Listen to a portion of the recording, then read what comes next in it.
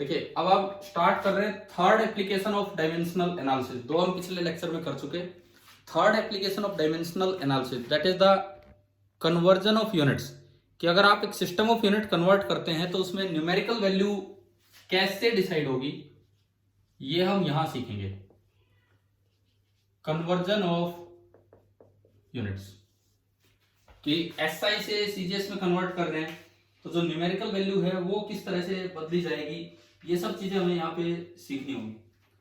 अब जैसे सपोज कीजिए मैं कोई भी एग्जांपल लूं, आपने यूनिवर्सल ग्रेविटेशनल कांस्टेंट पढ़ा है 9th क्लास में, उसकी वैल्यू कितनी होती है? यूनिट यूनिट यूनिट आगे साथ, वैल्यू का मतलब होता है मैग्नीट्यूड की न्यूमेरिकल वैल्यू प्लस यूनिट आगे। ऐसा यूनिट क्या है उसकी? नहीं भाई, न्यूटन मीटर स्क्वायर पर किलोग्राम स्क्वायर। ये न्यूटन पर मीटर स्क्वायर जिसने भी जवाब दिया, इतनी फटाफट कैसे जवाब दिया? न्यूटन पर मीटर स्क्वायर, वो तो पास्कल होता है एरिया, न्यूटन पर metre square. Newton law of gravitation हमने पढ़ा है 9th में, तो उसमें फॉर्मूला क्या होता है? F is equal to G m1 m2 upon R square. F is equal to G m1 m2 upon R square.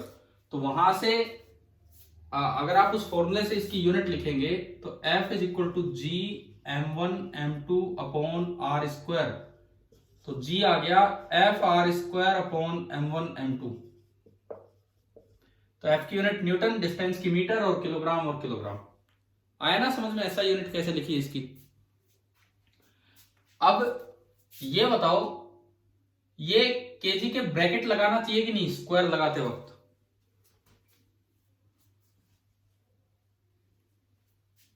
बताओ,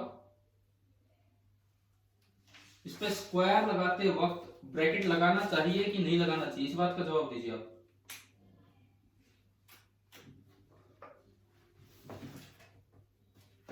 ये बताओ, जो मैंने केजी स्क्वायर लिखा है उसमें खाली जी पे स्क्वायर लगा दिया वो सफिशिएंट है, या केजी के ब्रैकेट लगा के फिर स्क्वायर लगाना चाहिए? ये बताओ भाई। सुनो, अब बात सुनो, कोई जरूरत ही नहीं है, जब भी कोई प्रीफिक्स ऐड होता है ना साथ, तो वो पूरी यूनिट इकट्ठी ही काउंट होगी, पूरी इकट्ठी काउंट होगी। आपको कोई ब्रैकेट लगाने की जरूरत नहीं होती है, चाहे आप इकट्ठा स्क्वायर लगा दो वो एक साथ ही पूरे पे माना जाएगा। अगर आप ब्रैकेट लगा रहे हो तो इससे आपकी घबराहट नजर आ रही है कि आपको डर लग रहा है कभी किलो बाहर रह गया और खाली ग्राम पे स्क्वायर आ गया हो, तो समझ गए हो ये चीज? कभी भी कोई प्रीफिक्स अगर लगा हो, प्रीफिक्स, तो आपको एक तो गैप नहीं देना है, प्रीफिक्स लगाए साथ तो गैप नहीं देना है। अलग अलग यूनिट है, न्यूटन अलग है, मीटर अलग है, तो गैप देना है यहां पे। इसमें मीटर का स्क्वायर पूरे पे स्क्वायर नहीं हो, खाली मीटर पे ही। प्रीफिक्स लगा हो तो गैप नहीं देना है, और उसमें स्क्वायर लिख दिया तो पूरे पे ही स्क्वायर होगा। क्या ये छोटी छोटी बातें समझ में आ गई है ना? क्या बता रहा हूं मैं यहाँ पे? ठीक है, अब सुनिए, आगे सुनिए। अगर आप क्या अभी तक क्या पूरे पे ब्रैकेट लगा के स्क्वायर लगाते आए हैं क्या कभी किसी क्लास में? तो अगर ऐसा किया भी है तो अब आगे से नहीं करना, अगर इस तरह का भी करते हो तो। अच्छा देखो, तो ये जी की ये वैल्यू आ गई, मुझे इसको कन्वर्ट करना है। क्वेश्चन ये एनसीईआरटी का ही क्वेश्चन ले रहा हूं एक्सरसाइज से, मुझे इसको कन्वर्ट करना है सीजीएस यूनिट में।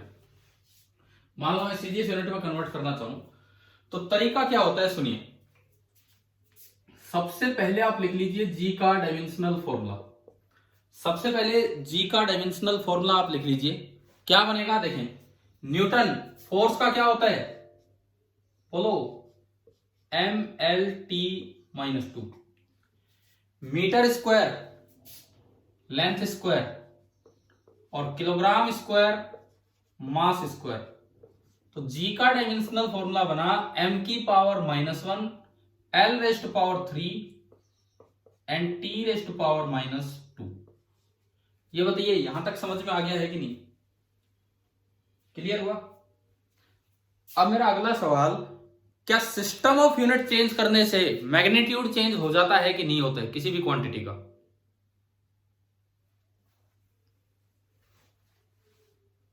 क्या? बिल्कुल नहीं होता। अगर आपको स्टार्टिंग ध्यान हो इन चैप्टर्स की, तो वही मैंने बताया था, मैग्नीट्यूड ऑफ फिजिकल क्वांटिटी कभी चेंज नहीं होगा। सिस्टम ऑफ यूनिट चेंज करने से उसकी न्यूमेरिकल वैल्यू चेंज होगी। क्यू बराबर एन यू, कभी शुरू में एक फॉर्मूला बताया था जब ये चैप्टर स्टार्ट किया, ये वाला Q is equal to N U. तो वो जो एन इंटू यू है वो है magnitude. System of unit change करने से मैग्नीट्यूड चेंज नहीं होता है, और क्वांटिटी छोटी बड़ी नहीं हो जाएगी आप अगर कॉपी पेन पे अपना सिस्टम चेंज करोगे तो, लेकिन एन छोटा हो जाएगा अगर यू बड़ा है, वो इनवर्सली प्रोपोर्शनल है, वो समझाया था आपको। तो मैग्नीट्यूड सेम रहेगा।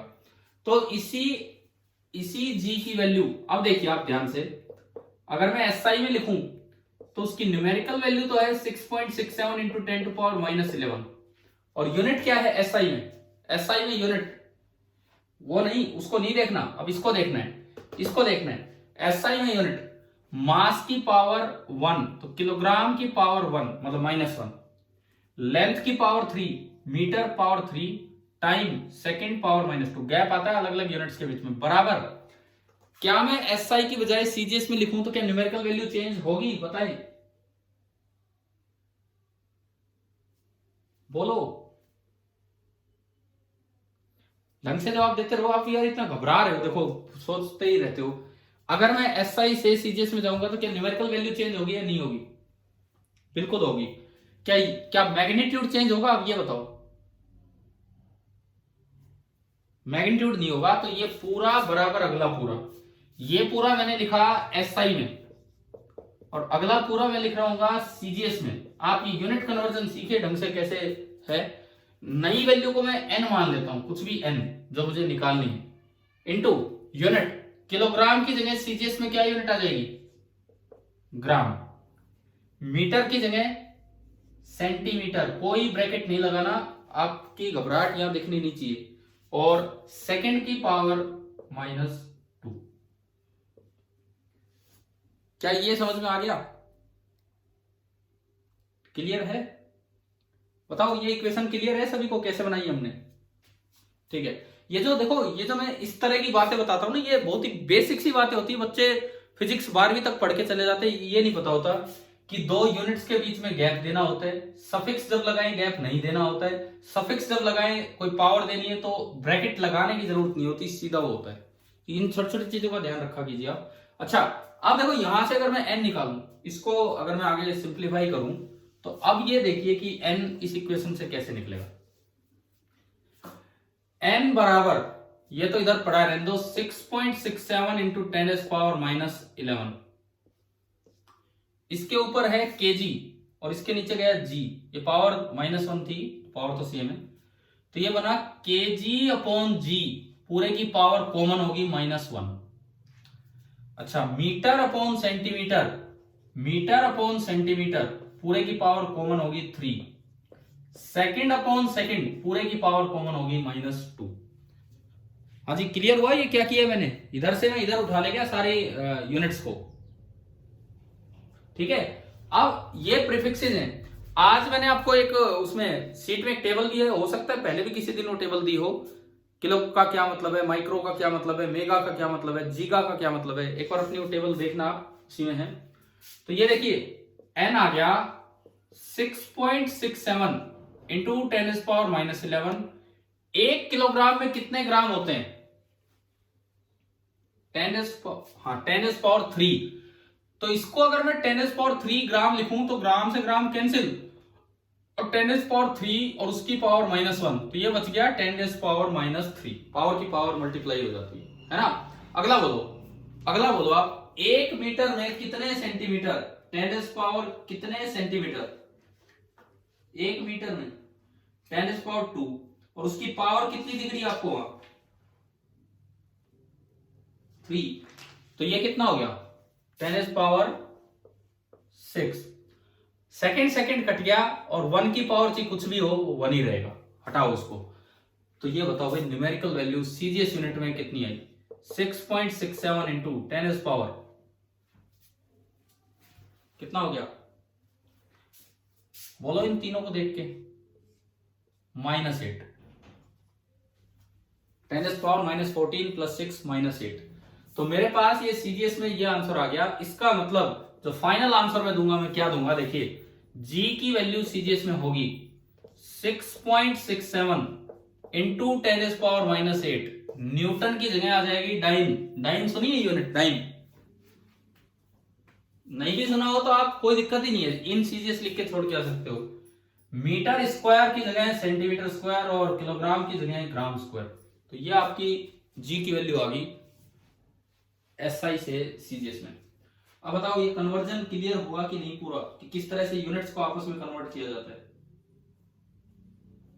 ठीक है, अब देखिए इसी में हम एक और कोई कन्वर्जन लेते हैं ताकि हम एक बार अप्लाई करना सीख लें कि भाई किस तरह से कन्वर्जन हमने यूज किया था। मैं अगर आपको एक क्वेश्चन दूं इसमें, देखो यंग्स मॉडुलस ऑफ स्टील, एक क्वेश्चन ये एचईवी का है, यहां पे ले रहा हूं। ये जो यंग्स मॉडुलस है, यंग का मतलब कोई जवान मॉडुलस नहीं है, ये एक साइंटिस्ट का नाम था यंग, और उनके नाम पे मॉडुलस का नाम रखा गया था Young's modulus. Young's modulus of steel is 19 into 10⁻10 newton पर मीटर स्क्वायर। आपको ये दिया गया है कि स्टील का यंग्स मॉडुलस कितना है, 19 into 10⁻10 न्यूटन पर मीटर स्क्वायर, यह हमें दिया गया है। तो इन्होंने पूछा है कन्वर्ट इट या एक्सप्रेस इट इन डाइन पर सेंटीमीटर स्क्वायर, मतलब किस में कन्वर्ट करना है, कौन सी यूनिट में, सीजीएस। तरीका वही, सबसे पहले आप y का डायमेंशनल फॉर्मूला निकाल लो। ये कई मॉडुलस होते हैं, young modulus, bulk modulus, modulus of rigidity, सबका न्यूटन पर मीटर स्क्वायर यूनिट होगी, तो सबका डायमेंशन सेम आएगा। एक बार इसका डायमेंशनल फॉर्मूला निकलवाओ। न्यूटन का क्या होता है, mlt-2 upon metre square length square, तो ये बना ml-1t-2। मुझे ये बताओ कि क्या dimensional formula system of units पे डिपेंड करता है कि नहीं। क्या आप एसआई में देख रहे हैं कि सीजीएस में? बिल्कुल नहीं करता, ये क्वांटिटी पे डिपेंड करता है। आप चाहे न्यूटन से देखो चाहे डाइन से देखो, ये आ गया। ये आते ही पिछली बार वाला ही काम, y बराबर एसआई में तो इसकी वैल्यू है 19 into 10⁻10 newton upon metre square. अब न्यूटन छोड़ो, यहां हमें डायमेंशन को देख के लिखना होता है इसको। मास तो किलोग्राम, फिर गैप, लेंथ मीटर इनवर्स, फिर गैप, टाइम सेकंड -2 बराबर नई वैल्यू सीजीएस में मैंने n मान ली, और unit mass gram, length centimetre and time second. हाँ जी बताओ, ये समझ में आया वही काम कैसे किया हमने। यहां से n निकालेंगे, n तो इसकी न्यूमेरिकल वैल्यू तो होगी 19 into 10⁻10 kilogram upon gram, power तो 1 ही है, मीटर अपॉन सेंटीमीटर पावर -1 है, सेकंड अपॉन सेकंड पावर -2 है। आप बता दो कि n कितना आ रहा है, बताओ मुझे, बताओ आप सोल्व करके कि n कितना आ रहा है।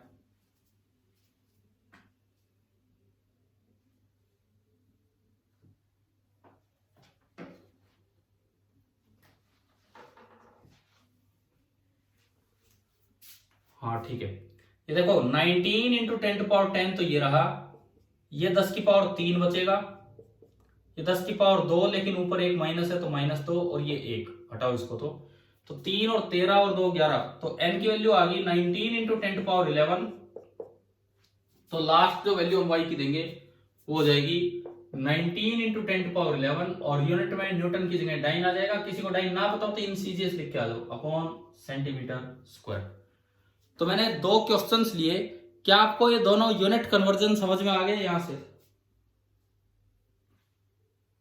ठीक है, अब देखिए एक दिन हमने आपको ये सिखाया था कि कोई 3 का सेट दे रखा है, क्या वो बेस यूनिट हो सकती हैं कि नहीं। जैसे मैंने पूछा था कि क्या लेंथ, मास और टाइम ये बेस यूनिट हो सकती हैं, बताओ लेंथ, मास और टाइम।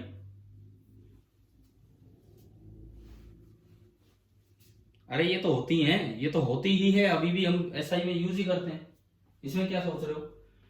दूसरा, क्या लेंथ, टाइम और वेलोसिटी बेस यूनिट हो सकती हैं? नहीं हो सकती। क्या वेलोसिटी, टाइम और फोर्स ये बेस यूनिट हो सकती हैं? आप बताओ। वेलोसिटी, टाइम एंड फोर्स, क्या किसी सिस्टम की ये बेस यूनिट हो सकती हैं या नहीं? बिल्कुल हो सकती है, किन्हीं भी दो से तीसरा आएगा ही नहीं। फोर्स जाओगे तो मास की जरूरत पड़ेगी, वो इनसे डेराइव नहीं हो रहा, किन्हीं भी दो से तीसरा डेराइव नहीं हो रहा है, तो ये बेस यूनिट हो सकती है।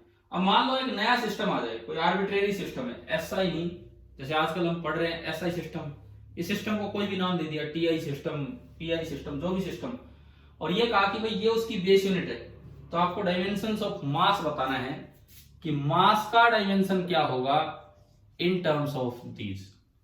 तो ये सवाल है कि अगर ये बेस क्वांटिटी है तो मास का डायमेंशन क्या होगा। ऐसे ही लिखते थे हम मास, मतलब डायमेंशन फॉर्मूला तो ऐसे बनाते हैं, कितनी पावर v की होगी, कितनी पावर t की होगी, कितनी पावर f की होगी, ये आपको बताना है। तो इस तरह के क्वेश्चंस कैसे करें हम, तरीका क्या है सुनो। आपको अगर यूं आ जाए सवाल कि ये फंडामेंटल क्वांटिटी है, बेस क्वांटिटी है, और आप मास का डायमेंशन बताएं, तो आप पहले डायमेंशनल फॉर्मूले की तरह लिख लीजिए।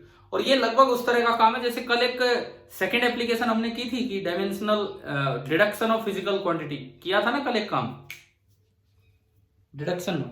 तो बस फर्क इतना सा है, वहां एक कांस्टेंट के लगाना पड़ता था, डायमेंशंस जब देंगे तो उस डायमेंशनलेस कांस्टेंट का कोई काम नहीं है, बाकी बिल्कुल सेम है। ये आपका न्यू सिस्टम है, न्यू सिस्टम है। अब इसको आगे बढ़ाने का तरीका है, कोई कांस्टेंट मत लगाओ, आप इसी तरह लिख लो, लेट m बराबर v की पावर a, t की power b, f power c। इसको कन्वर्ट कर दो SI में, convert into SI to get the values of ABC, to get the values of ABC convert this system into SI system. तो SI system में इधर तो हो गया m1 l0 t0। भाई SI सिस्टम में मास एक फंडामेंटल क्वांटिटी है, SI सिस्टम में मास एक बेस क्वांटिटी है, तो उसके डायमेंशन के रूप में तो खुद ही लिखा जाएगा m1 l0 t0। क्लियर ना, मास तो हमने ऐसे लिख ही दिया। SI सिस्टम में वेलोसिटी के डायमेंशन क्या होते हैं, lt-1। SI सिस्टम में टाइम के dimension only t। SI system में फोर्स के dimension mlt-2 raise to power c।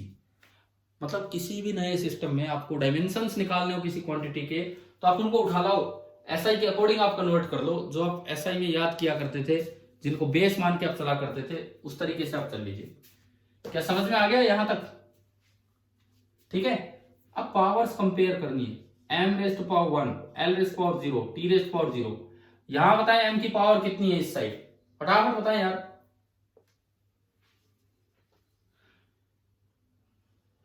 सी, ये क्या मतलब आवाज पहुंचने में इतना टाइम लगता है क्या मेरे पास, या आप बोलते ही अभी हो?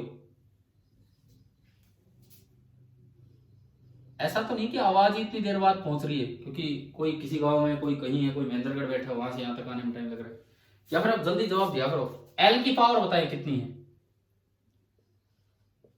इसका मतलब आवाज तो सही आ रही भाई, कोई कंफ्यूजन ही नहीं है। आपने वो देखा है कभी, जैसे ऑस्ट्रेलिया में मैच होता है, ऑस्ट्रेलिया में क्रिकेट मैच हो रहा है, यहाँ उनका वो एक आदमी वहां है आज तक वालों का, एक यहाँ है, वो जब बोलता है तो चुप हो जाता है, तब जाके इंडिया में आवाज सुनाई देती है। देखा है क्या कभी? कुछ थोड़ा टाइम गैप रह जाता है इस तरह से। वो क्यों होता है? क्योंकि वो क्या क्या क्या क्या किस में होता है? अरे साउथ मूवीज में नहीं, जब ऑस्ट्रेलिया से इंडिया आप बात कर रहे होंगे ना, तो आपको दिख जाएगा कि बोलने वाला चुप हो चुका है और सुनने वाला सुन ही रहा है अभी। उसमें क्या होता है कि वो जो साउंड है, साउंड की स्पीड को लाइट जितनी नहीं है, लाइट की स्पीड तो बहुत ज्यादा है, साउंड की स्पीड तो कुछ भी नहीं है। लाइट की स्पीड अब तक तो याद हो चुकी होगी आपको, कई बार हम जिक्र कर चुके SI सिस्टम में। हाँ, तो 299792458। ठीक है सुनो, छोड़ो मैं बोल चुका हूं, सुनिए। तो ये जो स्पीड है, इसके मुकाबले साउंड की स्पीड 330 मीटर पर सेकंड है, तो उसको अगर बहुत लंबा डिस्टेंस कवर करके आना पड़ रहा है तो टाइम लग जाएगा। लेकिन आप अगर हमसे संपर्क कर रहे हैं तो हमारे और आपके बीच में कोई ज्यादा डिस्टेंस नहीं है, सीधा बोला करो। टी की पावर बोलिए, यहाँ पे टी की पावर -2c, बिल्कुल सही। इक्वेशन बना दो जी यहां से, पहली c बराबर 1, a प्लस c बराबर 0, l की पावर 0 है, तो यहां से a आ गया -c यानी कि -1। तीसरी -a प्लस b -2c बराबर 0। ए और यहां देखो ए आपका है -1, माइनस माइनस +1 प्लस बी, सी आपका है -2। ये तो आपने शायद गलत कैलकुलेट किया था अभी जिसने भी बोला, बी तो 1 आ रहा है, ए -1 आया, बी 1 आया और सी 1 आया। तो बताओ एम के डायमेंशंस क्या हो गए इस नए सिस्टम में। एम का dimensional formula v⁻a -1 t⁻1 f⁻1। तो डायमेंशंस ये हैं। तो क्या इस टाइप के क्वेश्चंस आगे समझ में कैसे कर लेने हैं, कल की सेकंड एप्लीकेशन पे बेस्ड है ये वाले सवाल, ठीक है। अच्छा अब देखो सुनो, आपको जो मैंने sheet the unit and dimension की, क्या आप एक बार एक नजर उस पर डाल चुके हो क्या थोड़ी बहुत?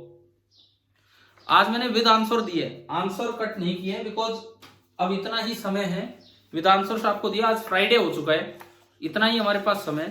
मैं ये चाहूंगा कि कल तक मतलब कल जो अपनी क्लास होगी, आप ये 2 शीट सबसे पहले कवर करें। सबसे पहला काम ये है, एरर वाली शीट और ये यूनिट एंड डायमेंशन वाली शीट। पहला काम ये है हमारा कि ये 2 शीट कवर करें, उसके बाद फिर मैं और काम आपको देता जाऊंगा और अपना ये रिवीजन अब कर लेना है थ्रू सम क्वेश्चंस, ठीक है। तो ये देखो यूनिट एंड डायमेंशन में मैं एक बार मेरे हाथ में शीट में बता देता हूँ क्या क्या है। फिजिकल क्वांटिटीज, मैं ये शीट इस लेक्चर के साथ भी लिंक कर दूंगा, जो वीडियो लेक्चर अपलोड करूंगा उसके साथ भी लिंक कर दूंगा अगर किसी को दिक्कत हो। Physical quantity, fundamental, derived, supplementary, हमने चैप्टर की शुरुआत यहां से की थी। फिर इसमें फंडामेंटल वो 7 दे रखी हैं, कुछ डेराइव्ड निकाल रखी हैं, इस तरह से बना रखा है। उसके बाद है सप्लीमेंट्री, यहाँ केवल नाम है plane angle and solid angle, मैं आपको समझा चुका, एक पूरा लेक्चर दिया था उस पे प्लेन एंगल और सॉलिड एंगल पे, ठीक है।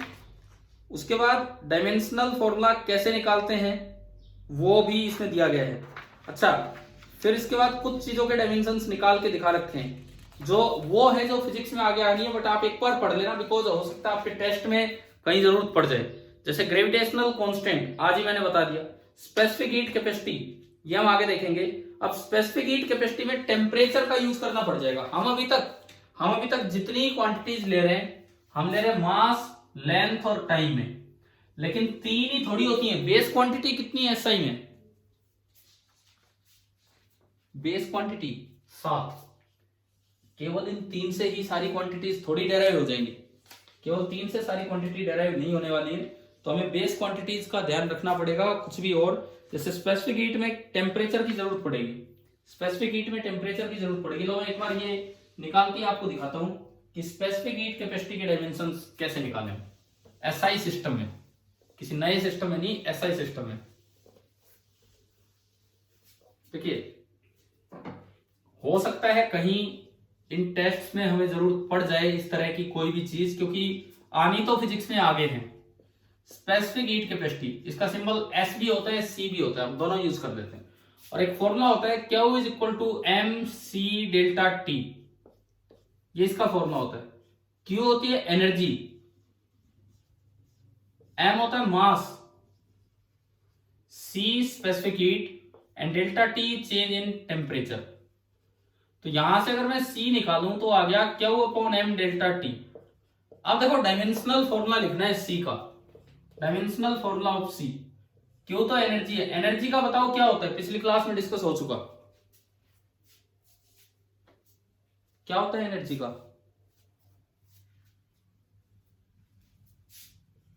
m1L2T-2, ठीक है। मास का क्या होता है, नीचे m लिखा हुआ है, इसका m ही होगा, एसआई सिस्टम की हम बात कर रहे हैं। अब ये टेम्परेचर, इसको आप एमएलटी में नहीं लिख सकते, ये अपने आप में एक इंडिविजुअल नई क्वांटिटी है। तो इसकी एसआई में यूनिट केल्विन होती है, तो इसको सिंबल के दे दिया जाता है। तो यहाँ के लिख दिया, जैसे एमएलटी ऐसे हमने के लिख दिया, के ऊपर गया, एम से एम भी कट गया, तो सी की जो I value I L2T-2 and K-1। तो ये मैंने इसलिए लिया है कि जरूरी नहीं कि उन्हीं 3 में सारी डायमेंशंस लिखी जाए एमएलटी में, 7 में से कोई भी यूज हो सकता है। अगर आपको सिंबल ना पता हो तो अपनी मर्जी से आप यूज करके वहां देके आ सकते हैं, अलग से लिखे ये इसका सिंबल है, ठीक है। बार आप मुझे बताओगे कि 7 क्वांटिटीज कौन कौन सी थी जो बेस क्वांटिटी है? बोलो। मास, लेंथ, टाइम, 3 तो ये होगी। चौथा आ गया टेम्परेचर के, 4 और बताओ।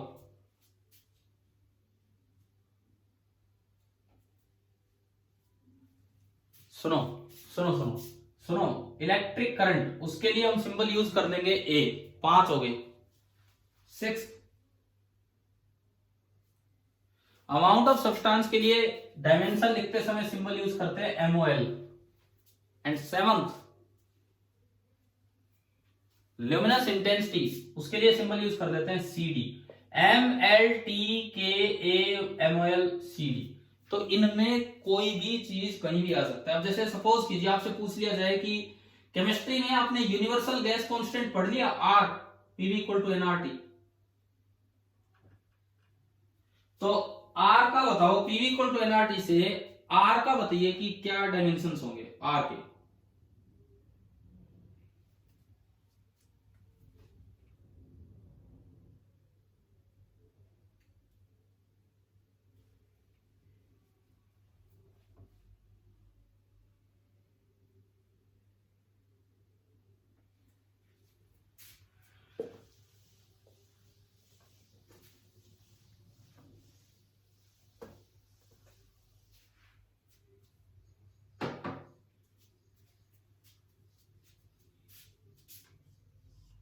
PV = nRT। यहां से मुझे R के डायमेंशंस बताने हैं, PV/NT। P क्या होता है बताओ? P क्या होता है? प्रेशर होता है, फोर्स अपॉन एरिया। तो फोर्स का तो हो गया MLT-2 और एरिया का L²। प्रेशर का हो गया डायमेंशन। V क्या होता है? वॉल्यूम। वॉल्यूम का क्या? L3। N number of moles, इसका क्या होगा बताओ? हाँ बिल्कुल सही, ये ध्यान रखना भी, इसका हम ये लिखेंगे MOL। कोई और भी सिंबल दे सकता है, वो तो डिपेंड करता है ऑप्शंस में, आपको खुद पहचानना होगा। और T का केल्विन, तो एक नीचे आ गया केल्विन। L² से L² गया तो L × L, L की 2 बची। तो बताओ R का डायमेंशन क्या क्या आ गया? M⁻⁴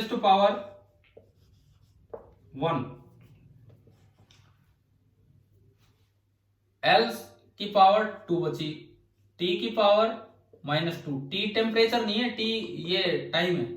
mole -1 and kelvin -1। तो बताओ ये किन्हीं भी उन 7 में से कोई भी डायमेंशन आपको निकालने आ गए ना, किस तरह से निकालने? ठीक है। एक और जो थोड़ा सा 12th से रिलेटेड या थोड़ा केमिस्ट्री में भी यूज हो जाता है +1 में, प्लैंक्स कांस्टेंट। प्लैंक्स कांस्टेंट के डायमेंशंस जैसे आपको कहीं निकालने पड़ जाए, प्लैंक्स कांस्टेंट के डायमेंशन कहीं निकालने पड़ जाए, तो क्या ये फॉर्मूला कभी सुना है? E = hν। क्या प्लैंक्स कांस्टेंट का नाम सुन लिया हमने यूनिट्स डिफाइन की थी, नई डेफिनेशंस सुन रखा है ना? उस दिन मैंने आपको 3-4 सवाल भी बना के दिए थे उनपे कि कौन सी यूनिट किससे डिफाइन की गई है। ठीक है, तो E = hν, ये एक पैकेट की एनर्जी होती है। आइंस्टाइन ने कहा था कि एनर्जी पैकेट्स में चलती है, एनर्जी बिखरी हुई नहीं है, एनर्जी पैकेट्स में चलती है। और एक पैकेट जिसको फोटोन नाम दिया गया, फोटोन, उस पैकेट की एनर्जी होती है hν, where E is the energy, h is the Planck's constant and nu is the frequency। ये प्लैंक की थ्योरी थी जो बाद में आइंस्टाइन ने कंफर्म की थी ढंग से। न्यू द फ्रीक्वेंसी होती है 1/टाइम पीरियड। तो आप बताओ यहां से h के डायमेंशंस क्या है? h के डायमेंशंस एनर्जी अपॉन फ्रीक्वेंसी। देखते हैं, m1L2T-2, ये तो एनर्जी का हो गया। m1L2T-2 ये तो हो गया एनर्जी का, और डिवाइडेड बाई न्यू होता है 1/T। 1/T मतलब T-1। T-1 ऊपर जाके कटेगा तो ये हो गया m1L2T-1। क्या है समझ में कैसे कोई डायमेंशंस निकालने, नए डायमेंशंस? ठीक है, एक मैंने कहा था कल, याद कर लेना, कोफिशिएंट ऑफ विस्कोसिटी का। बताओ, याद किया? मैंने कल यूज भी करवाया था एक क्वेश्चन में, कोएफिशिएंट ऑफ विस्कोसिटी लिया था, एक स्टोक्स लॉ वाला question. F is equal to 6 pi eta R V. तो बताओ ईटा का क्या लिया था हमने? अच्छा भूल गए तो यहां से निकाल सकते हो ना अब आप। एम, अरे ईटा ईटा, अगर आप भूल गए तो मैं कहता हूं आपको स्टोक्स लॉ का फॉर्मूला कल डिराइव करवाया था, 6 पाई ईटा आर वी, यहां से निकाल लो अगर आप भूल गए तो। ईटा के dimensions F upon R V, F का M L T minus 2, R का एल और वेलोसिटी का एल टी माइनस 1, एल से एल गया तो ये बना m1 l minus 1 t minus 1। इसका यूज करके कलम में वो फॉर्मूला लेके आए थे। चलो अब ये बताओ, कुछ यहां तक समझ में आ गए डायमेंशंस में ये सब? ठीक है, अब देखिए आगे सुनो आपकी शीट में। अब इसके बाद जो मैं इसको ही कवर करवा रहा हूं आज, आगे लिखता है some special features of dimensions. ये वो होमोजेनिटी के साथ में आपको बता चुका। ये लिखता है कि अगर किसी इक्वेशन में l प्लस अल्फा आए, अगर किसी भी इक्वेशन में l प्लस अल्फा आए तो अल्फा की डायमेंशंस भी वही होंगे जो l के। ये तो वो है ना जो same quantities can be added और सब्ट्रैक्टेड। सिमिलरली ये नीचे लिखता है अगर कहीं f माइनस बीटा आए तो बीटा के डायमेंशंस भी वही होंगे जो कि f के हैं। क्लियर? इसी पे बेस्ड इसका ये क्वेश्चन भी है, पहला एग्जांपल। चलो मैं एक बार बोल देता हूं इसका। ये जो एग्जांपल नंबर 1 है उसका सोल्व एग्जांपल नंबर 1 है, वो क्या है देखिए इस शीट में। इसमें दिया गया है, इक्वेशन दी है alpha upon T square is equal to F into V plus beta upon X square. तो आपको यह बताना है कि डायमेंशनल फॉर्मूला ऑफ अल्फा और बीटा बताओ। दिया है क्वेश्चन में कि टी टाइम है, एफ फोर्स है, वी वेलोसिटी है और एक्स डिस्टेंस है। आप निकालो एक बार भाई, कैसे निकालेंगे अल्फा और बीटा के डायमेंशंस।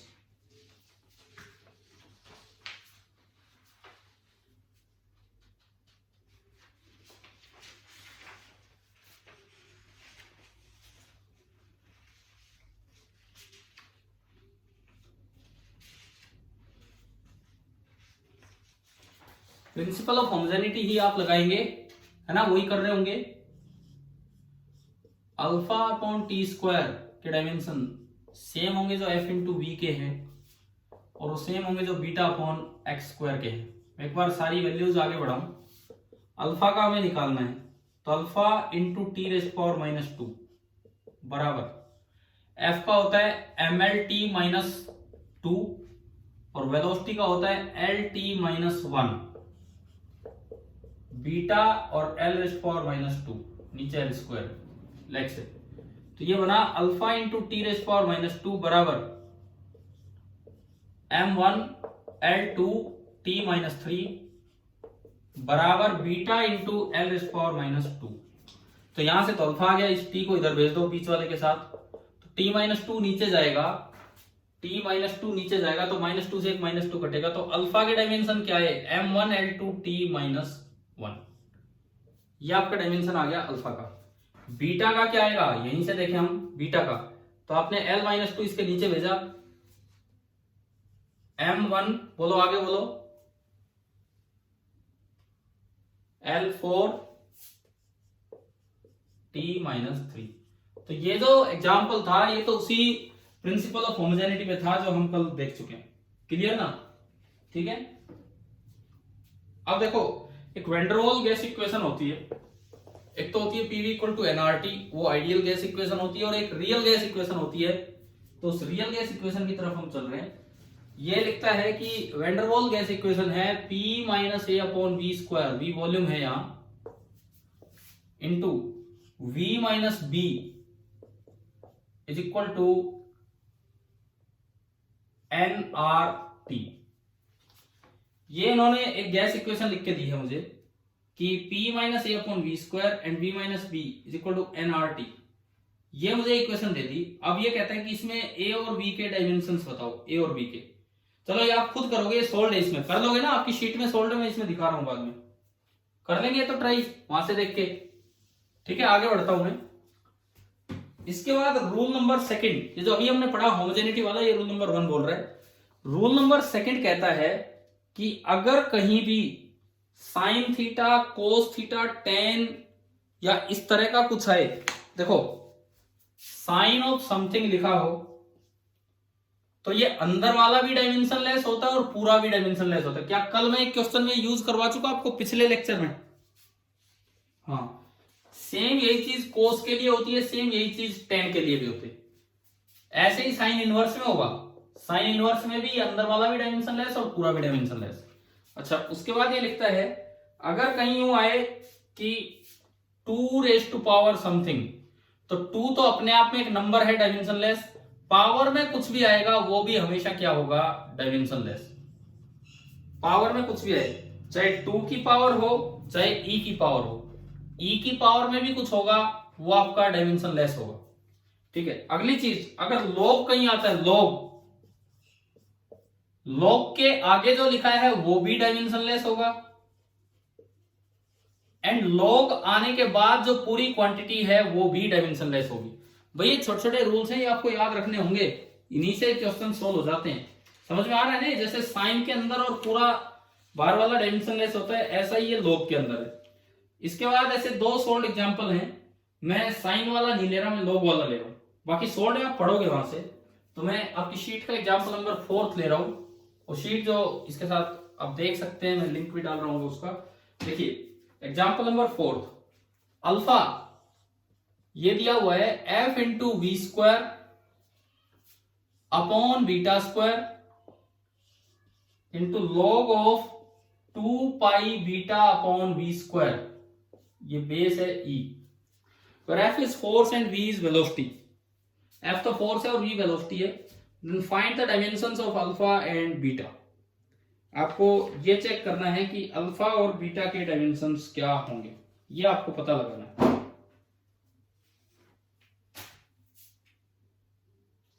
हाँ जी बताओ, पहले तो बीटा का आ जाएगा, सबसे पहले तो बीटा के डायमेंशन आएंगे, बताओ कहां से?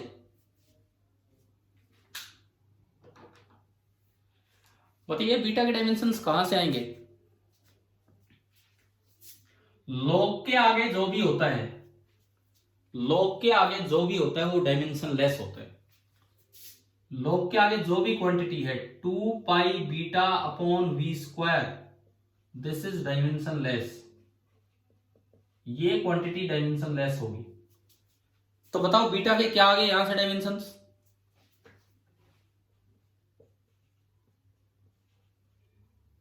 m कहां से आ गया? m कहां से आ गया यहां?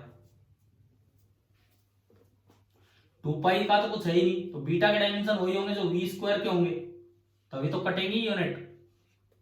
तो बीटा के डायमेंशन आए वी स्क्वायर, वी का होता है LT-1, तो L2T-2, L2T-2, ये आपका बीटा का डायमेंशन आ गया। क्लियर है ये सभी को कैसे बीटा निकाला? ठीक है, अब इतना होने के बाद ये पूरा भी डायमेंशनलेस है, क्योंकि log जो होता है वो पूरा भी डायमेंशनलेस होता है, तो ये हट गया ये। तो अल्फा के डायमेंशन वो बचेंगे जो इसके हैं, तो dimensions of alpha this will be same as the dimensions of F V square upon beta square, F V square upon beta square. अगर आप एफ के देखते हो MLT-2 और वी स्क्वायर के L2T-2, और बीटा का भी स्क्वायर, बीटा तो हो रहा L2T-2 और बीटा का भी स्क्वायर हमें लगाना है, तो क्या बनेगा? L4T-4। आ गया समझ में कैसे पुट की हमने वैल्यूज? हाँ जी क्लियर है सभी को? अब देखो t तो कट गया, -4, ये बचा m⁻1 और L423 -1 T0, तो ये आपका अल्फा का गया। तो इस एक इक्वेशन को ही पहचान के हमने अल्फा और बीटा दोनों के डायमेंशंस निकाल दिए। अब यहाँ 2 सॉल्ड एग्जांपल थे, एक आपका साइन में है और एक लॉग में। साइन वाली चीज तो हम कल भी देख चुके थे, तो लॉग वाली चीज मैंने आपको यहाँ बता दी। बताओ ये पॉइंट आया समझ में? ये पूरा क्वेश्चन ठीक है। इसके बाद सुनो, फिर चौथा, ये मैं सीट को फॉलो कर रहा हूं, इसमें क्या क्या आपको दिया गया है। यूजेज ऑफ डायमेंशंस, मैं 3 यूज कल पढ़ा चुका, 3 मतलब 2 कल पढ़ा चुका, एक आज। 2 यूज कल कौन कौन से करवाए थे? प्रिंसिपल ऑफ होमोजेनिटी से डायमेंशनल कंसिस्टेंसी चेक करना, इक्वेशन सही है या नहीं, और दूसरा डिड्यूस करना, रफली डिड्यूस करना रिलेशंस जिसमें कांस्टेंट नहीं आ पाएगा, और तीसरा आज किया यूनिट कन्वर्जन। तो देखो इसमें जो यूजेज में लिखता है, पहला डॉट लगा के लिख रहा है to check the correctness of the formula. Correctness check करना आ गया हमें कि कोई इक्वेशन सही लिखी है कि नहीं। हमने ये पढ़ाया था आपको कल कि अगर गलत है, अगर डायमेंशनली गलत है तो 100% गलत है, लेकिन अगर डायमेंशनली सही है तो जरूरी नहीं कि वो सही हो। अच्छा, इसके नीचे एक इक्वेशन दी है, प्रेशर और फोर्स, और ये चेक करनी है, आप करना खुद, सोल्ड है, आप करना यहां से क्या है क्या नहीं। अच्छा, अब एक बड़ी इंपॉर्टेंट बात यहां लिखी है, आप इस पे ध्यान देना। इस सीट पे मैं कल भी जिक्र कर रहा था इस चीज का, जो इसमें लिख के दिए नीचे, क्या सुने, sometimes a question is asked which is beyond our syllabus. भाई हम नहीं पढ़ते थ्योरी ऑफ रिलेटिविटी, हम 12th तक नहीं पढ़ते थ्योरी ऑफ रिलेटिविटी, उस पर भी सवाल आ जाता है कि आइंस्टाइन ने फॉर्मूला ये बना के दिया, then certainly it must be the question of dimensional analysis. अगर हमें वो नहीं भी आता ना, और आपसे वो सवाल पूछ लिया, तो मतलब वो इसलिए पूछ लिया क्योंकि वो आपसे डायमेंशंस यूज करवाना चाह रहा है। मैं एक एनसीईआरटी का क्वेश्चन लेता हूं इसी बात पे, जो इसने लिखा है कि हमारे सिलेबस से बाहर की बात भी हम डायमेंशन से जाके ठीक कर सकते हैं। देखो ये है NCERT page number 36, question number 2.15। इस पॉइंट को समझाने के लिए, जैसे कल एक खतरनाक सा इंटीग्रेशन और एन हमने सोल्व कर दिया था कि नहीं डायमेंशन से, हाँ तो वही बात है यहाँ पे। सुनो, अब ये एनसीईआरटी बुक का पेज नंबर 36, मैं क्वेश्चन नंबर डालता हूं 2.15, चैप्टर 2 का एक्सरसाइज का 15th क्वेश्चन। सुनिए, सवाल में लिखता है a famous relation in physics relates moving mass m to the rest mass of a particle in terms of its speed and speed of light। मे भी कभी किसी टीचर ने जिक्र कर दिया हो, एक बड़ा फेमस रिलेशन है फिजिक्स में कि अगर एक पार्टिकल का रेस्ट मास m है, m नॉट, और मूविंग मास m है, जब वो v स्पीड से चलता हुआ है दिख रहा है, तो एल्बर्ट आइंस्टाइन ने अपनी थ्योरी ऑफ रिलेटिविटी में जो पोस्टुलेट्स दिए थे, दो पोस्टुलेट्स दिए थे, दो मतलब अजम्पशंस दिए थे, उनसे निकल के आया था m is equal to m naught upon under root of 1 minus V square upon C square. क्या कभी 10th तक ऐसा कोई जिक्र आपने सुना है? कहीं नहीं आया है, नहीं सुना। हम तो ये मानते भी मास तो मास है, भागने से क्या मास चेंज हो जाएगा? बताओ, क्या भागने से मास चेंज हो जाएगा? ये हो रहा है, ये कह रहा है यार आइंस्टाइन कोई झूठ बोल के जाएगा, ये कह रहा चेंज हो गया, असल में ये कुछ और है। सुनो क्या है, ये क्या कहता है। मैं हालांकि मैं आपको रिलेटिविटी नहीं पढ़ाना चाह रहा, बट थोड़ा सा जिक्र कर देता हूं। सपोज ये कोई रॉकेट है, स्पेसशिप, जो खतरनाक स्पीड से चलता है, मान लो लाइट से आधी स्पीड से चलता है, तो बहुत तेज स्पीड है। आप यहां हो बाहर, ये ऑब्जर्वर है ए, दूसरा ऑब्जर्वर स्पेसशिप में है, ये बैथ लेके नहीं खड़ा, ये कोई हैंडल होगा जिससे चला रहा है स्पेसशिप को, इस तरह का अरेंजमेंट है। बी बहुत तेज जा रहा है, ए रेस्ट पे है। यहां एक टेबल है, टेबल के ऊपर एक पार्टिकल है, एक ऑब्जेक्ट है, वो आपको भी नजर आ रहा है और आपको भी, ये दोनों आपको भी नजर आ रहा है और बी को भी नजर आ रहा है, इस तरह से है। आप बताओ, इसके 2 मास हैं, एक रेस्ट मास और एक मूविंग मास। किसको तो रेस्ट मास नजर आएगा और किसको मूविंग मास? ए और बी में से। हाँ, बी के लिए पार्टिकल रेस्ट पे है, बी के लिए पार्टिकल रेस्ट पे है, तो बी कहेगा कि इसका मास है एम नॉट। लेकिन ए के लिए पार्टिकल मोशन में है, तो आइंस्टाइन ने बताया था कि जब ऑब्जर्वर चेंज होता है तो ऑब्जेक्ट का मास उसके लिए चेंज हो जाएगा। वो जी कुछ ही लेके बैठा अपना मास, लेकिन ए के लिए उसका मास चेंज हो जाएगा। अब ए के लिए जो मास होगा वो एम होगा, और ये आइंस्टाइन की एक बड़ी फेमस रिलेशन है। अच्छा ये नहीं सुना, ये सुना है E बराबर mc स्क्वायर, ये कैसे सुन लिया फिर, ये नहीं सुना तो। ये सारी चीजें थ्योरी ऑफ रिलेटिविटी से निकल के आई। हाँ ये तो इतना फेमस है कि इवन जो नॉन फिजिसिस्ट है, देखो ये रिलेशन पता नहीं क्यों इतना खतरनाक फेमस है, जिसका साइंस से कोई वास्ता ना हो वो भी टी शर्ट पहन के घूम रहा होगा E बराबर mc, मेरे पे तो नहीं है खैर, या तो कुछ और है, वो भी टी शर्ट पहन के घूम रहा होता है, उस पर लिखा होता है E बराबर mc स्क्वायर। बुक बिक नहीं रही, किसी ने बुक लिखी है, उसका कवर पेज बना के लिख देते हैं E बराबर mc स्क्वायर, वो लगने लग जाता है भाई खतरनाक ही किताब है। तो ये तो एक ऐसा रिलेशन है जो आइंस्टाइन ने दिया था, बड़ा फेमस था मास एनर्जी कन्वर्जन पे। देखो अनफॉर्चुनेटली +1 +2 में थ्योरी ऑफ रिलेटिविटी नहीं है, ग्रेजुएशन में जाके आती है, लेकिन बड़ी अच्छी थ्योरी है, अगर होती तो हम बहुत अच्छे से पढ़ते, और बड़ी शानदार थ्योरी आइंस्टाइन ने बना के दी है वो, तो उन्हीं से ये रिजल्ट्स निकल के आते हैं। तो बाकी अभी नहीं, बाद में कभी टाइम मिलेगा पढ़ेगा उन चीजों को भी, लेकिन ये सुनो अभी क्वेश्चन क्या कहता है वो सुनिए। A famous relation in physics relates moving mass m to the rest mass m naught of a particle in terms of its speed v and speed of light c. This relation first arose as a consequence of special relativity due to Albert Einstein. ये कह रहा है भाई ये relation Albert Einstein ने निकाल के दिया था। अब आगे सवाल सुनो। A boy recalls the relation almost correctly. एक बच्चे ने इस रिलेशन को लगभग सही पढ़ा, सही लिखा, but forgets where to put the constant c. वो एग्जाम में C लिखना भूल गया कि C भी था इसमें एक। He writes, उसने क्या लिखा वो इन्होंने दिया है।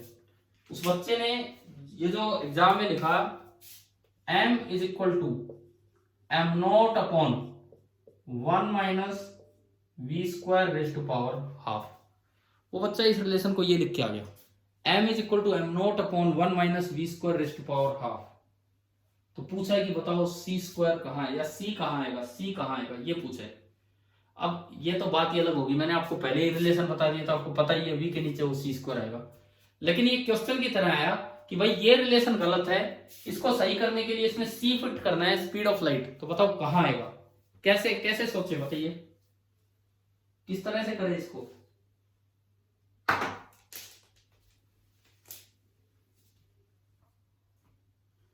हाँ जी, किस तरह से करें।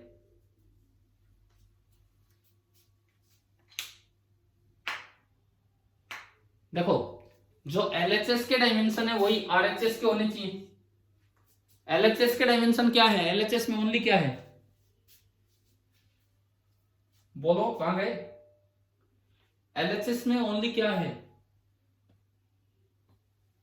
मास, यानी कि LHS का डायमेंशन है ओनली m, तो RHS का डायमेंशन भी ओनली m आना चाहिए, तब जाके रिलेशन सही होगा। और RHS में m तो ऊपर ही है, RHS में m तो ऊपर ही आ रहा है, m नॉट ये मास ही है, इसका मतलब RHS का डिनोमिनेटर डायमेंशन लेस होना चाहिए, इसका मतलब RHS का डिनोमिनेटर डायमेंशन लेस होना चाहिए। तो डिनोमिनेटर डायमेंशन लेस करने के लिए यहाँ 1 तो खुद ही डायमेंशन लेस है, v स्क्वायर डायमेंशन लेस नहीं है, तो v स्क्वायर को डायमेंशन लेस बनाने के लिए c का क्या यूज करें, v और c दोनों के डायमेंशन सेम है, तो यहां से आइडिया लगता है कि v स्क्वायर को डायमेंशन लेस करने के लिए, इस फैक्टर को डायमेंशन लेस करने के लिए डिवाइडेड बाय स्पीड का स्क्वायर करना पड़ेगा, और वो इन्होंने बोला कि c भूल गए, तो हम क्या कर देंगे c का स्क्वायर, और कहीं आप कुछ लगाएंगे तो डायमेंशन लेस नहीं बन पाएगा। अभी बताइए क्या ये समझ में आ गया कि नहीं, ठीक है। तो ये मैंने क्या बताया था, अब ये क्वेश्चन एनसीईआरटी बुक में है, थ्योरी ऑफ रिलेटिविटी हमारे सिलेबस में नहीं है, ये किसी को नहीं पता होता, ये तो चलो मैंने बता दिया। वो क्वेश्चन आया, अब पूछा कि सी स्क्वायर कहां लगाएं, तो इवन मैंने थ्योरी ऑफ रिलेटिविटी नहीं पढ़ा, हमारे सिलेबस से बाहर की बात है, फिर भी डायमेंशन का यूज करके हम ये कर पाए। तो ये पॉइंट क्या लिखता है आपकी शीट में, sometimes a question is asked which is beyond our syllabus, हमारे सिलेबस से बाहर जाके क्वेश्चन पूछा जा रहा है, then certainly it must be the question of dimensional analysis, तो और कहीं से नहीं, आपके दिमाग में आना चाहिए कि डायमेंशन से ही होगा। चलें, क्लियर हो गए, ठीक है। इसके बाद एग्जांपल 6 आप करना ट्राई, सोल्ड है। उसके बाद अगला यूज ये देता है, we can derive a new formula रफली, हम रफली एक नया फॉर्मूला भी डेराइव कर सकते हैं, हम रफली एक नया फॉर्मूला भी डेराइव कर सकते हैं, ये इसमें लिखता है। तो टी वाला फॉर्मूला यूज किया था 2π√L/g, ठीक है, उसमें कांस्टेंट नहीं ला पाए थे, तो ये भी यहीं तक लाके छोड़ता है कि t is equal to some number into √L/g। और मैंने कल कांस्टेंट लाने का एक तरीका आपको बताया था कि आप एल की वैल्यू पुट कर दो लेंथ मेजर करके, टाइम मेजर करके टी पुट कर दो, जी हमें पता है तो वहां से के निकाल लेंगे। तो ऐसे इन्होंने करके दिखा रखा है, तो के नियरली 2 पाई आता है।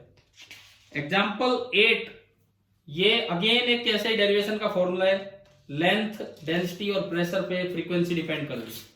अगले एग्जांपल में कहता है फ्रीक्वेंसी डिपेंड कर रही है, लेंथ, डेंसिटी का सिंबल होता है रो और प्रेशर। तो आप मान लेंगे 1 की पावर ए, 1 की पावर बी, 1 की पावर सी, और सबके डायमेंशन आपको आते हैं, आप कंपेयर करके एग्जांपल खुद सॉल्व करेंगे, ठीक है। अच्छा, उसके बाद सुनो, एक ये मैंने आज करवाया कि वेलोसिटी, फोर्स और टाइम अगर फंडामेंटल क्वांटिटी होते तो मास एफ, वी और टी में क्या लिखा जाए। हमने किया था ना, वी की पावर -1 आया, टी की पावर 1 आया था, एफ की पावर भी 1 आया था, किया था ये हमने सोल्व, ठीक है। तो ये तो आप कर लेंगे, ये वाला भी यहां से पढ़ेंगे। अब अगला देखो, to find out the unit of a physical quantity. आपको किसी क्वांटिटी की यूनिट नहीं पता लेकिन डायमेंशन पता है, तो आप यूनिट लिख सकते हो। जैसे मान लो किसी क्वांटिटी की डायमेंशन दे रखे हो m², किसी भी क्वांटिटी के आपको डायमेंशंस दे रखे हैं, डायमेंशनल फॉर्मूले में क्या दे रखे हैं, मान लो m² L³ T-1, और कहे भाई इस क्वांटिटी की एसआई यूनिट लिखो, तो ये लो जी SI unit kilogram square metre cube second inverse. कहे इसकी सीजीएस यूनिट लिखो, ये लो जी gram square centimetre cube second inverse. Dimension formula देख के आप डायरेक्ट उस क्वांटिटी की यूनिट लिख सकते हैं कि भाई क्या होगी क्या नहीं होगी। अच्छा, ये सब होने के बाद आखिर में आता है लिमिटेशंस ऑफ डायमेंशनल एनालिसिस। हमने पूरा डायमेंशन पढ़ा, अब ये बताओ डायमेंशनल एनालिसिस सभी को समझ में आ गया है कि नहीं, क्या क्या हम कर सकते थे उससे। लास्ट में लिखता है लिमिटेशंस ऑफ डायमेंशनल एनालिसिस। पहली limitation, it does not give any information about the constant. जो आप रिलेशंस डिराइव करते हैं उनमें कांस्टेंट के रह जाता है, उसकी इंफॉर्मेशन ये नहीं दे पाता है। एक कमी तो ये है। This method is useful only when the physical quantity depends on other quantities by multiplication और पावर। देखो, एक बड़ी कमी इसकी ये है कि आप इस तरह के फॉर्मूले नहीं ला सकते इससे। इस फॉर्मूले को आप डायमेंशनली डिराइव नहीं कर पाएंगे। अगर होता S बराबर ut, अगर केवल होता S बराबर ut, आप कर देते u की पावर a, b की पावर b मान के कर देते। अगर होता हाफ at² तो भी आप कर देते, आप यहां तक पहुंच जाते k at²। लेकिन ये सम टाइप के रिलेशन नहीं आ पाएंगे, केवल मल्टीप्लाई, डिवाइड या पावर हो वही रिलेशन आ सकते हैं। क्या ये समझ में आ गया आपको, क्या बताया मैंने। इस तरह का रिलेशन भी आ जाएगा, इस तरह का भी आ जाएगा, लेकिन अगर बीच में सम है तो वो वाले रिलेशंस आप डिराइव नहीं कर पाएंगे, ठीक है। अगला, this method will not work if the quantity depends on the sine, cosine, log और एक्सपोनेंशियल रिलेशन। भाई साइन, कोस, लॉग ये सब डायमेंशनलेस है, e की पावर ये सब डायमेंशनलेस है। तो अगर किसी फॉर्मूले में ऐसा आना हो तो डायमेंशनल मेथड से वो चीज भी नहीं आ पाती। और एक लिमिटेशन इसकी ये है, कि ये जो तीन ही क्वांटिटी पे डिपेंड करना चाहिए। मान लो आपने कोई क्वांटिटी ली x, डिपेंड कर रहा है इसकी पावर a, इसकी पावर b, इसकी पावर c, इसकी पावर d। इकट्ठा किया, mlt देखा, मान लो ml और t आ रहे हैं, कोई k नहीं आ रहा, कोई मोल नहीं आ रहा, केवल mlt आए, ना कोई k आए ना कोई मोल आए। तो mlt से इधर से तो 3 ही बनेंगे, लेकिन यहां वेरिएबल कितने हो गए, mlt की पावर में कितने वेरिएबल हो जाएंगे जब इकट्ठा करोगे, 4। मतलब ऐसी इक्वेशंस बन जाएंगी, a + p - c = 2, m की पावर इधर उधर, a + c - d = 3, a + b + c + 2d = 0। इस तरह का आ गया। अब दिक्कत ये हो जाएगी कि वेरिएबल जो सोल्व करने वो तो 4 हैं, लेकिन रिलेशन हमारे पास कितने हैं, केवल 3 हैं। तो ऐसे में हम नहीं देख पाएंगे, सोल्व नहीं कर पाएंगे। तो ये कुछ लिमिटेशंस जो मैंने आपको बताई, क्या ये समझ में आई कि नहीं आई आपको। हाँ जी बताओ। देखो तीन चार लिमिटेशंस मैंने आपके आगे जिक्र किया है अभी, कि एक तो कांस्टेंट के बारे में पता नहीं लग पाता है, एक ये जो एड टाइप रिलेशंस होते हैं इनको नहीं निकाल पाता है। एक अगर रिलेशन में साइन कोस लॉग या ई की पावर आ रहा है उनको नहीं निकाल पाएगा। और एक ये लास्ट कि अगर चार क्वांटिटीज पे डिपेंड कर रहा हो और इधर वेरिएबल मतलब एमएलटी की पावर तो 3 ही आ पाएंगी, तो वेरिएबल 4 और इक्वेशन 3 बनेगी, तो आप उसको भी सोल्व नहीं कर पाएंगे। ये 3-4 कमियां हैं डायमेंशनल एनालिसिस की। क्लियर?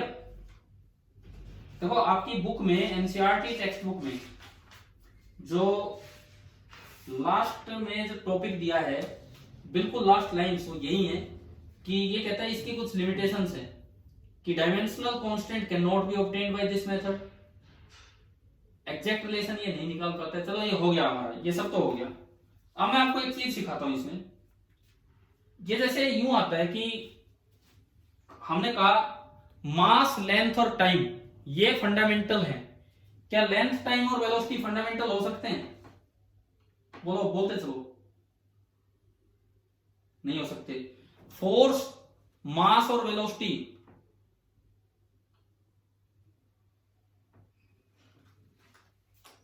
प्रेशर, डेंसिटी, वेलोसिटी आप चेक कैसे करोगे? चेक कैसे करोगे? यूं मतलब यूं तो लगे रहो कितनी देर बैठ के, किस तरह से आप चेक करोगे? तो मैं आपको अब एक तरीका सिखाता हूं कि कैसे आप ये चेक कर पाएंगे कि ये क्वांटिटी फंडामेंटल होती है और ये नहीं होती। देखते हैं, अब ये मेथड हम सीखते हैं।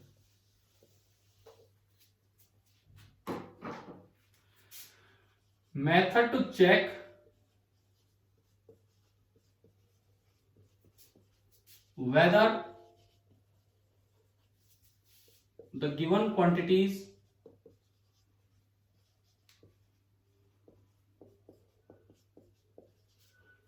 can be base or not। किसी भी सिस्टम में गिवन क्वांटिटी कुछ हैं, वो बेस क्वांटिटी हो सकती है या नहीं हो सकती। इसको चेक करने का तरीका देखो। क्या आपको डिटरमिनेंट सोल्व करना सिखा दिया मैंने वेक्टर्स में? तो देखो अब तरीका बताता हूं भाई। मान लो प्रेशर, डेंसिटी और वेलोसिटी दे, आपके इसमें मिलेगा शीट में प्रेशर, डेंसिटी और वेलोसिटी। पूछा गया कि बताओ, अब ऐसे तो हम देख ही नहीं पाते यार, ये तो अलग अलग क्वांटिटी आ गई। जैसे लेंथ, टाइम, वेलोसिटी तो आसानी से दिख जाता है। प्रेशर, डेंसिटी और वेलोसिटी पूछा है कि बताओ ये फंडामेंटल हो सकते हैं या नहीं हो सकते हैं। कैसे कैसे देखा है, कैसे देखा है ये बताओ।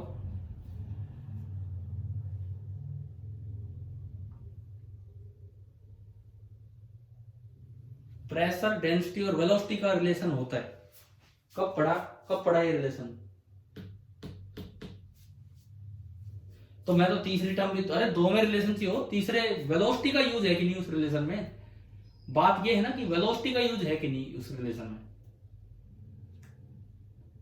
अगर प्रेशर को डेंसिटी और वेलोसिटी से निकाल पाते तो ये नो सर यस सर की बात होगी। चलो अब मैं आपको जनरल मेथड हो, ऐसे तो कितने क्वांटिटीज आ जाओ, आप किस किस का बता पाएंगे। तरीका सुनो। सबसे पहले आप तीनों के डायमेंशंस लिख लीजिए। प्रेशर का लिखो। प्रेशर का क्या होता है बताओ,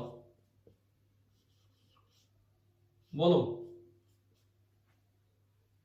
क्या हो? हाँ, M L T minus two को एल स्क्वायर से डिवाइड करेंगे तो M L minus one T minus two. अब बताओ डेंसिटी का, एम एल और टी तीनों में लिखना है डेंसिटी का। बोलो, L minus three T zero हो गया। अब बोलो वेलोसिटी का, M zero L one T minus one. ठीक है, आपको ये सोचने की जरूरत नहीं है कि इनमें रिलेशन था कि नहीं था। आप क्या करो, आप क्या करो, केवल एक डिटरमिनेंट बना लो। हाँ जी, क्या क्या है इसकी पावर, 1 -1 -2, दूसरे की 1 -3 0, तीसरे की 0 1 एंड -1। बताओ डिटरमिनेंट तो बना लोगे तीनों पावर्स इस तरह से लिख के। ठीक है, अब आप बताओ क्या आपको डिटरमिनेंट खोलना आता है, सोल्व करना आता है, कैसे खुलता है? आता है ना, फर्स्ट ब्रैकेट इंटू पहला number 1 plus second bracket into दूसरा number -1 plus third bracket into तीसरा नंबर एंड वो आपका है -2। किया हुआ है, क्लियर है ये चीज। पहले ब्रैकेट के अंदर बताओ क्या क्या आएगा, इसको ढक लिया। -3 इंटू -1 3 -0। दूसरे ब्रैकेट के बाहर -1 है, या यहां माइनस लगा दो, यहां माइनस लगाना भूल गए थे हम, है ना। दूसरी ब्रैकेट जब करते हैं तो यहाँ -1 आता है और बाहर माइनस, बाहर तो वो जो नंबर है वो, क्लियर है। अब यहां बताओ यहां क्या आएगा, 1 इंटू -1 -1 -0। बताओ क्लियर हुआ ये कैसे लिखा है। तीसरे में इसको ढक लिया, 1 इंटू 1 1 -0। चलो ये डिटरमिनेंट खोलना आ गया आपको, ठीक है। अब ये देखिए कितना हुआ, 3 इंटू 1 3 -1 -1 3 बार माइनस माइनस माइनस तो माइनस हो गया, +1 -2 बताओ कितना है। पूरा डिटरमिनेंट खोला हमने, कितना आया। 0 आने का मतलब ये होता है कि दीज टर्म्स आर इंटरडिपेंडेंट। अगर ये डिटरमिनेंट 0 आ जाए, पावर्स का डिटरमिनेंट 0 आ जाए तो इसका मतलब होता है दीज टर्म्स आर इंटरडिपेंडेंट, और अगर ये नॉन जीरो आए तो दीज आर इंडिपेंडेंट। अभी ये इंटरडिपेंडेंट होगी और वैसे इंडिपेंडेंट होती। तो बताओ क्या इनको लिया जा सकता है क्या या नहीं बेस के रूप में।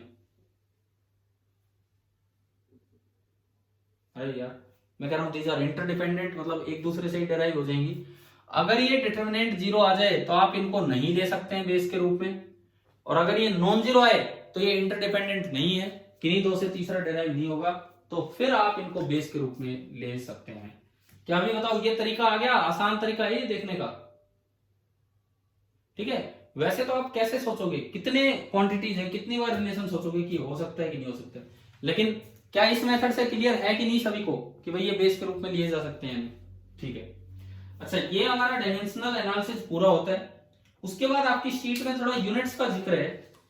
एसआई यूनिट की इसमें पुरानी डेफिनेशन दे रखी है, ये थोड़ी सी पहले बनी हुई शीट है, तो एसआई यूनिट की इसमें पुरानी डेफिनेशन है जो आपकी बुक में है, लेकिन मैं आपको एक नया पेज दे चुका हूं नई यूनिट्स का, ठीक है ना। तो ये तो आप वहां से रिप्लेस कर देना। उसके बाद 2 सप्लीमेंट्री यूनिट वो मैं पूरा समझा चुका, इसमें खाली नाम है। फिर ये सिस्टम एमकेएस सीजीएस एफपीएस हम जिक्र कर चुके हैं। फिर डेराइव्ड क्वांटिटी क्या होती है उसका जिक्र कर चुके हैं। फिर ये एसआई प्रीफिक्सेस का जिक्र करता है, प्रीफिक्स सेंटीमीटर, और ये फिर ये पूरी टेबल दी है कि जीगा क्या होता है, मेगा क्या होता है, किलो क्या होता है, ये सब। और उसके बाद कुछ क्वेश्चंस हैं। फिर लास्ट में 1-2 पॉइंट्स है जो अपने 10th में पढ़े होंगे, जैसे किलोमीटर पर आवर से अगर मीटर पर सेकंड में बदलना हो तो 5/18 से मल्टीप्लाई करते हैं। क्या पढ़ रखा है 9th-10th में। वो 1000/3600 से मल्टीप्लाई करते हैं और वो 5/18 आ जाता है। अच्छा फिर ये change of numerical value with change of unit, आज ही मैंने सिखाया कि न्यूमेरिकल वैल्यू कैसे चेंज हो जाती है यूनिट चेंज होने से। अब इसके बाद इसमें एक्सरसाइज है, जिसमें एक्सरसाइज में 14 क्वेश्चंस हैं। लास्ट में इसकी एक्सरसाइज है जिसमें 14 क्वेश्चंस हैं। कल बीच बीच में एक्सरसाइज आ रही थी, आज बिल्कुल एंड में है इसकी एक्सरसाइज। 14 क्वेश्चंस हैं और आपको इन द एंड आंसर की भी दी गई है इस एक्सरसाइज की। एक बार ये बताना टाइम कितना हुआ है आज का, मेरे पास अभी वो है नहीं, कितना टाइम हुआ है। 1:38, ठीक है 2-4 मिनट हैं अभी। ये बताओ भाई हमारी तरफ से लगभग आपके पहले टेस्ट का सिलेबस कंप्लीट हो गया, क्या कुछ समझ में आया है ढंग से, क्लियर है ना। वेक्टर से लेके फिजिकल वर्ल्ड से लेके और जो भी काम हमने किए सारे छोटे छोटे टॉपिक, मैथमेटिकल टूल्स पे भी बीच में फोकस किया। अब आप ये बताओ कल की क्लास में क्या डिस्कस करवाओगे, कितना कितना काम करके लाओगे कल तक, क्या क्या कर लाओगे। मैं आपको 3 सीट्स दे चुका हूं,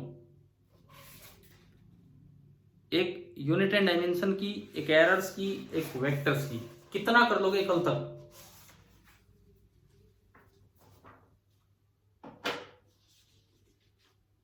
आप कोशिश कीजिए कि यूनिट एंड डायमेंशन और एरर वाली सीट तो बिल्कुल कंप्लीट पढ़ें, और वेक्टर की सीट भी कुछ हो पाए तो वो भी कर ले कल तक, ठीक है। ओके।